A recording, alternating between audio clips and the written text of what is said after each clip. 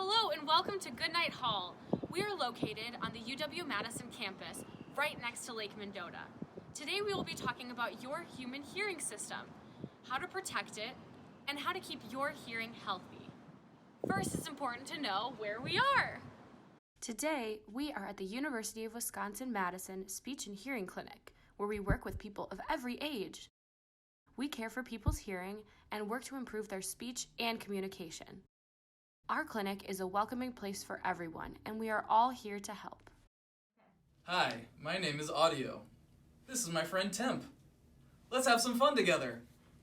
Let's walk through the ear together. But the ears are so tiny. How can we walk through them? Well, let's pretend.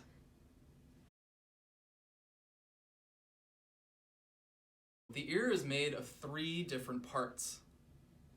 The outer ear, the middle ear, and the inner ear. The outer part is the part we can see with our eyes. It's called the pinna.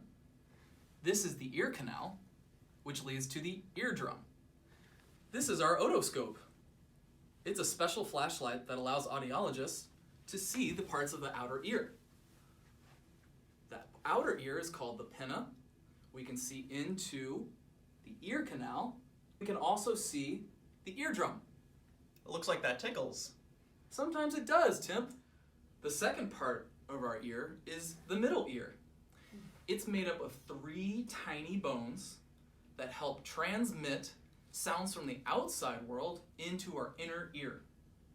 These bones are called the malleus, the incus, and the stapes. We also like to call them by their nicknames: the hammer, the anvil, and the stirrup. Hey, Audio, I heard that all 3 of these can fit inside of a penny. They're so small. That's right, Temp.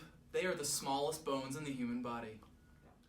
The third part of our hearing system is called the inner ear. It's invisible to us, but it's a very important part of how we hear. The inner ear contains an intricate organ called the cochlea. It kind of looks like a snail shell. The cochlea takes sound vibrations from the middle ear and turns them into special signals that then travel through our hearing nerves into our brain. So, for someone to hear clearly, they need all 3 parts to work together like a team? That's right, Timp. Then why is the inner ear so special? What does that have to do with our hearing? That's a great question, Timp. Well, in our inner ear, in the cochlea, we have these teeny tiny hair cells that vibrate and move in response to sound that's coming from the middle ear that help us hear things like music or talking. Oh. They do a little dance, and that dance turns into electrical signals. And those electrical signals then travel from the cochlea through our hearing nerves up into our brain, where we process the sound we hear. Okay, Tim, let's take a look at what healthy cochlear hair cells look like when our ears detect sound.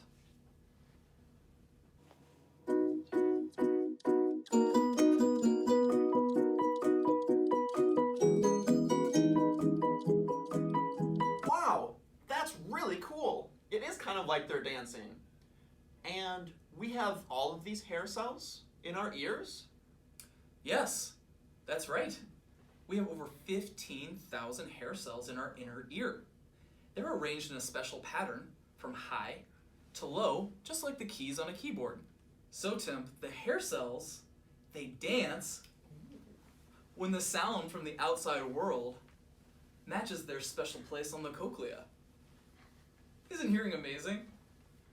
Today, we're going to make models of our hair cells with treats that we can eat afterwards. Now we're going to show you how to make a cochlear hair cell out of some tasty ingredients found in your home. If you need help with this, don't be afraid to ask a family member. If you don't have your ingredients, pause the video now and go grab them. You're going to need a marshmallow, a few pretzel sticks, and some chocolate chips. First, you're going to take your marshmallow and place it with the flat side up. This marshmallow represents the cell body. Next, take your pretzel sticks and push them into the top of your marshmallow like this.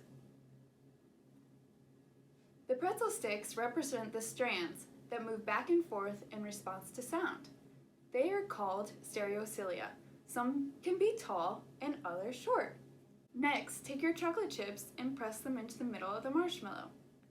These chocolate chips represent the cell nucleus, which is the brain of the hair cell. Great job at creating your hair cell. Now you can enjoy this tasty treat. That was so fun making our outer hair cells. I really loved mine. I agree. I loved mine too, just as much as I love listening to my music. Hey, turn that down. You might damage your hair cells. What? What do you mean? You might damage your hair cells.